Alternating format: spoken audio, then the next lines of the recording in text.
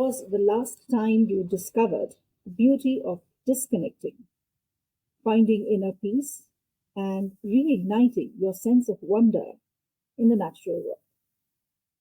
The outdoors offers a universal remedy: peace, healing, and rejuvenation, connecting us deeply with nature's restorative and grounding powers. Harnessing this wondrous power is Canyonlands Field Institute, CFI. It's a 501c3 nonprofit outdoor education organization and licensed outfitter located in the Red Rock country of Moab, Utah. Hi, I'm Paige, and I have Brennan Gillis.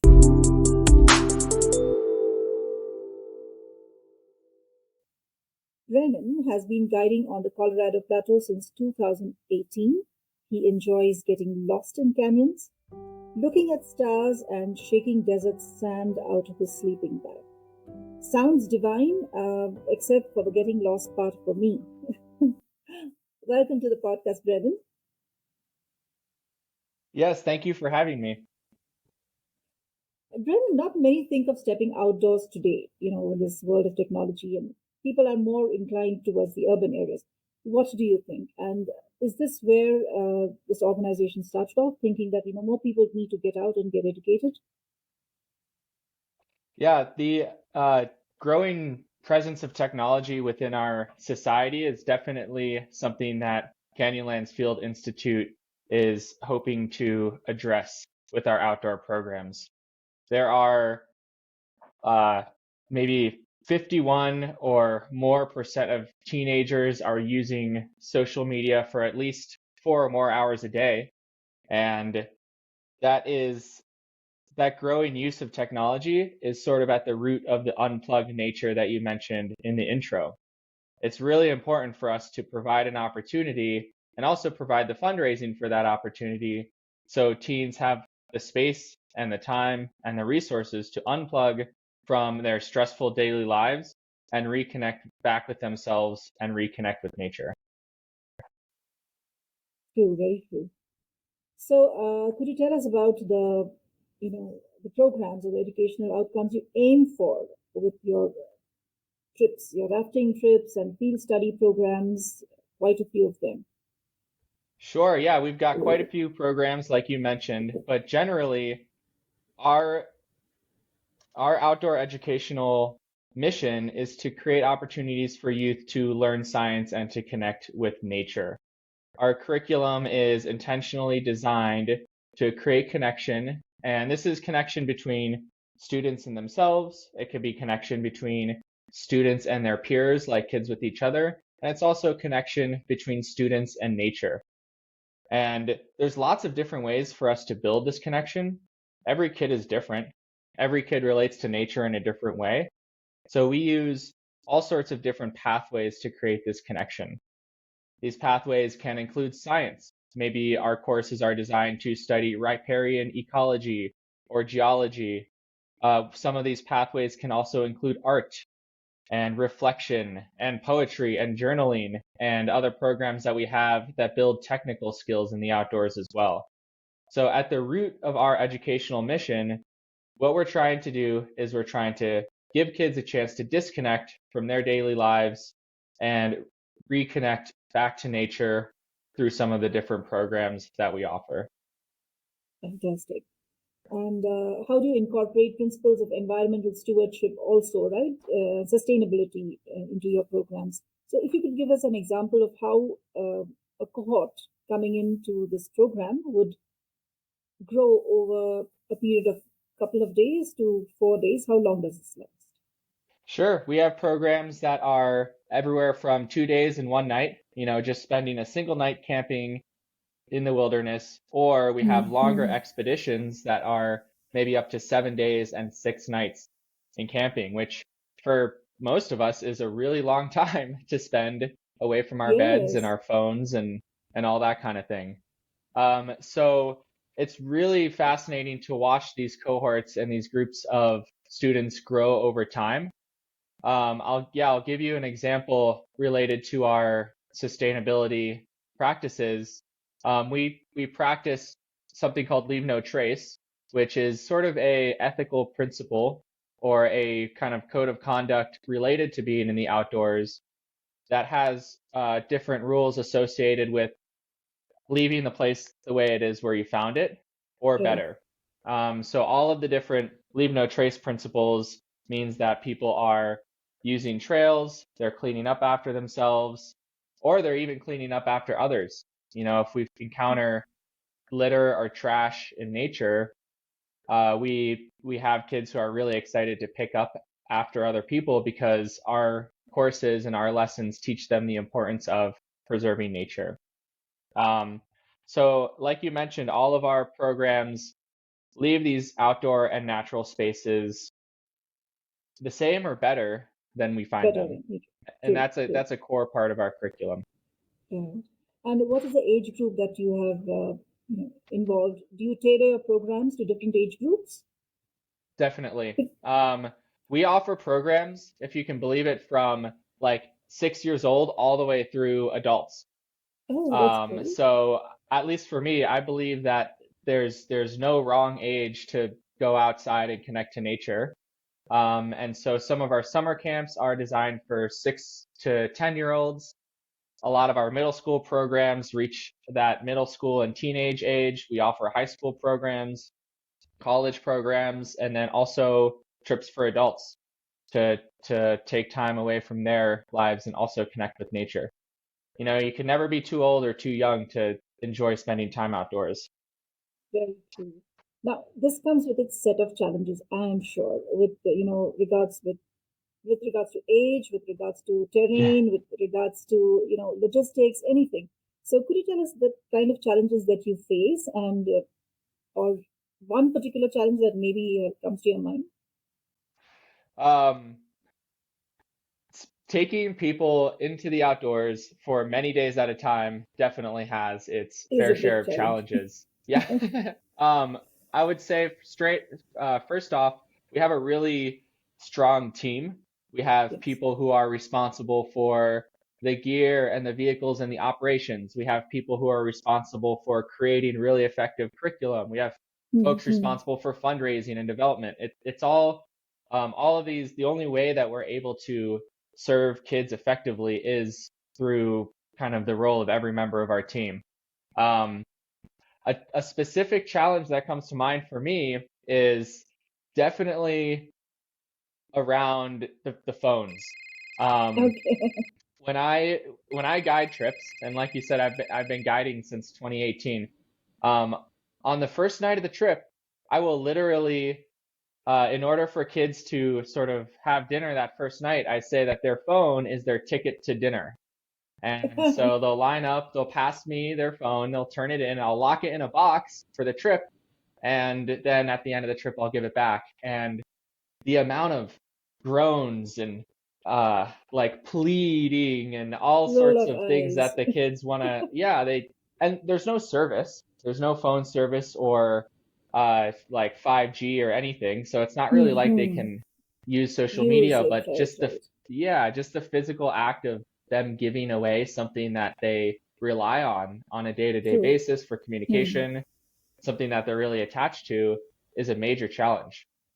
I'm sure. But I always give it back to them at the end, of course. And more often than not, they are saying things like, oh, I really was upset about giving it up, but I'm glad I did.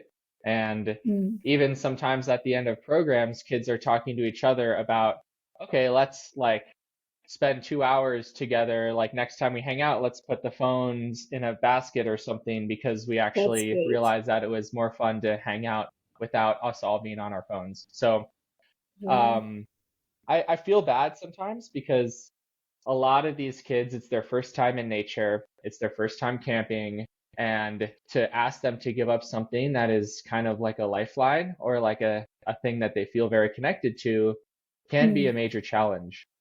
But I think it's important to give Very. kids an opportunity to overcome some certain challenges that they might encounter. Yeah. I'm sure you'll be the bad guy in the beginning, but then you end up being the good guy at the I try. end. Um, yeah, I mean, it is hard to strike that balance, and especially if you are in an outdoor context where you have to manage risk and you might be doing things that are on a certain level, have a certain level of danger, like whitewater rafting. You do have to Mhm. strike that balance and have folks be able to operate in a safe way and listen and follow directions and things like that. But most kids find out that these trips are way more fun than they thought they were at the beginning, despite Absolutely. despite me being mean right at the very beginning. So this is about the kids. What about the adults? Yeah, that's a great question. So, um, you can kind of imagine Canyonlands Field Institute. There's sort of two sides to the coin. There's one side which is our youth programming, and these are subsidized programs. We raise money through donations and grants, and a lot of the programs are free or at low cost for the youth. And Okay, then the other side of the coin, we operate a little bit more like a typical outdoor guiding company. But instead of your typical outfitter, we're using these adults programs as a way to fundraise and generate revenue to subsidize the youth got it. programs. Right. So we run outdoor educational trips for adults that explore archaeology and geology and all sorts of different academic topics. We'll bring in an expert and we'll spend a few days learning about these different aspects of Utah's desert wilderness. The And we use these Navajo. trips, yeah, Yes. exactly. And we use these trips as like a fundraising engine so that we can then subsidize the youth programs. True. That's sort of part of our business model. Lovely, lovely. So, Brennan, do you also collaborate with the local communities, indigenous groups, or maybe other organizations in planning and execution of your programs? Totally. Yeah, we have a couple really cool partnerships with some of the local other nonprofits here in Moab, Utah. Um, one of an example that comes to mind is our mental health hike programs. These Hmm. are free programs. They happen once a month, and anybody in the community can join them. And what they are is a program designed for adults where we bring in partners that are experts in mental health and we take some time to go walk out on trails, go to like a really nice, pretty, serene nature environment and discuss tools to help us deal with anxiety and stress and some of the challenges of day-to-day life from a mental health perspective. And these mental True. health experts are able to lead curriculum and programming that allows for folks to understand a little bit more about these various mental health issues that they might be encountering in their day-to-day life. And these programs are all free. This is a free service we provide to the community because of some of the partnerships and some of the other organizations in Moab that are funding and supporting, as well as some of the partnerships we have within the like mental health community. So That's that's wonderful. that's a good example of one of those partnerships. Um, Hmm. we also have one of our kind of cornerstone programs, and one that I personally think is one of our strongest is our Native Teen Guide and Training Program. Hmm. And this is a grant-funded 8-day long overnight river trip designed specifically for Indigenous teenagers, led by members of our guide staff who are also Native American, who are also Indigenous. And this is a sort of an outdoor professional training program where these teens can spend 8 days learning the technical skills of how to guide, learning how to do river rescue, learning how to do maybe some first aid and some public speaking and all of the different skills that are associated with being an outdoor professional. The program is Hmm. totally free and partner funded. And the curriculum is designed to give Native teens a chance to connect with each other, develop relationships with each other, to learn more about each other's culture, explore kind of everybody's background, as well as to learn these really essential professional skills. Yeah. Let's take a break to understand what Juzuba is. Everyone at some point ponders on how this beautiful life can be made more meaningful.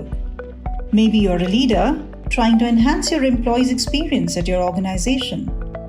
Or you already work for the community and seek volunteers with state-of-the-art skills to strengthen your nonprofit. Whatever your situation, know that you can make a difference. Chizuba began with this very vision, a vision to facilitate every skill and every passion in the world in meeting a social need. Corporate volunteering has several benefits for both businesses and organizations. In parallel, experienced and enthusiastic volunteers join NGO workers, enabling them to serve the community more effectively. Chizuba offers everyone looking to add purpose and meaning to their lives a chance to connect or volunteer virtually with nonprofit organizations from over 100 countries around the world. Visit www.chizuba.net and explore opportunities to find meaning. Chizuba, your platform to do good. And now, back with our guest. So it's like an exchange program within the community also. Sorry, what was that? Like an exchange program within the, same, within a few days. Yeah, and it's open to any Native American kid from any tribe or nation all across the country. And it's led by our indigenous guide staff so that there is that element of cultural connection and ability Perfect, to ability to connect and kind of get to know each other and learn these important skills. Yes, so important. True. And obviously all are passionate outdoor people in the team. Yeah. And if they aren't passionate outdoor people when they join the team, there are tons of folks who have gotten to increase their love for the river or their love for hiking and being outdoors. But one of the cool things about our guide program is that, historically spending time outdoors and spending time in nature, doing these really, fancy in-depth trips is not necessarily something that everybody has access to. True. You have to have a lot of gear and equipment. You have to have spent some time in the outdoors before. Maybe you have to have certain training or grown up in the outdoors or things like that. But what we do is we have a guide training program that pays for your first aid wilderness first responder certification. We pay for your swiftwater rescue certification. And these are essential tools that not all of the companies pay for their guides. We also provide all the gear and provide a whole month of outdoor training before somebody even goes on a trip for the first time. So our guide program really is accessible for somebody who is excited about the outdoors, but maybe didn't grow up around it or didn't have all the equipment or the really expensive certifications. True. So to answer your question, yeah, a lot of us love the outdoors, and we also have wide open doors of accessibility for folks who are interested in the outdoors, but maybe don't have that much experience. Those folks are also welcome to work for us because we have the resources. We've raised the money to kind of pay for some of the things that they might need. Lovely. So would a person like me who loves the outdoors, but, it comes with a certain, what do you say, a rider where I'm okay with everything except when I see bugs and critters. So is there an option for a person like me also to do that? Oh yeah, sure. Either, you come to a CFI program and you see all the bugs and the critters, and maybe you learn a little bit more about them and learn that they might not be as harmful as we think that they are or as scary, and you kind of grow to love them, or you don't, and that's fine. But we have programs, especially in our adult programs, where some of them are camping, and then some of them are like staying in a hotel or a motel or like a ranch where you're staying in a cabin, and you're spending each day exploring the outdoors, but then at night you get to go back to the 4 solid walls and the flush toilet and all of the different amenities that maybe you're used to. That's my kind of outdoor for me. But yeah, Yeah, I mean, I and love the outdoors. But you cannot enjoy the outdoors unless you get out of your comfort zone a little bit, is what my understanding is. Correct me if I'm wrong. yeah, and I would say I would maybe push back a little bit on that and say we really do want people to be comfortable in the outdoors. I don't, so my goal is to give give people the tools to create connection. And if somebody is truly uncomfortable because of the bugs or because they don't have the proper rain jacket and it's raining or their tent isn't good or whatever, my goal, I'm not going to force anybody to be like pushed through Hmm. that like trial by fire, because we're here Doesn't. to create pathways and to just be inviting people in order to experience this. And so we have a Correct. spectrum of programs that are like really hardcore 7 day long expedition. Okay, maybe 3 days is enough for you, or okay, maybe even one night is, we're out there for one night, that's amazing, we get to see the stars, or even just spending the day outside hiking. Baby At the end of the steps. day, yeah, exactly. At the end of the day, we want people to come away from their outdoor experience Hmm. thinking, yes, the outdoors is cool. I've learned a little bit about it, and now I have a little bit more of a desire to maybe explore more or protect it or learn more about the science that I saw. Learn more about these amazing rock features and spires and arches Hmm. that we encounter during our trip. I might go do some research or something like that. True. So No, every single person experiences the outdoors on their own terms. And the yes. core of our mission is to give people the ability to engage with nature however they see fit and whatever works for them. True. No, no better teacher than nature. I So, agree. Brennan, tell us about what do you foresee in the near future, and if at all, two questions in one. If at all people want to help your organization, how can they help? Two excellent questions. Um, Mhm. so what do we foresee in our future? Well, this year, Canyonlands Field Institute turns 40 years old. That's We great. we were started, yeah, we were started in 1984, and this June actually is our 40th birthday. Um, so we are we are an organization that is kind of built upon a love for the outdoors and a desire to increase the accessibility for people to go outside. And now we are headed towards a future where we are trying to increase those opportunities as much as possible. We are investing in our facilities. We're building out a new facility out at our science-based field camp. We are creating brand new programs that we hope is going to increase the accessibility and increase the invitation for people to join the outdoors. So, for example, we just this year, kind of in that 40th birthday mode, we created a new program called the Youth Desert Access Program, which is a scholarship fund specifically for Title I schools. Title I is a sort of a federal designation of public school that receives extra funding from the US government as a result Okay, of serving low income populations.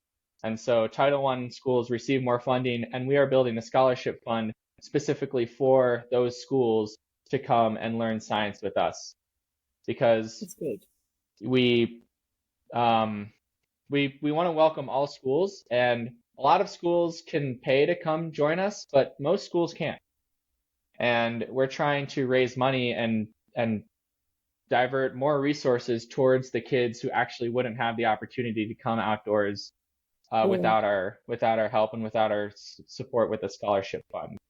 So Okay. that's sort of this future, at least the next few years. We are kind of full steam ahead with this Youth Desert Access program that we just created. That's So wonderful. that's a good segue into your second question, which is how does somebody support CFI? Well, financial support is obviously a key factor to what it is that we do.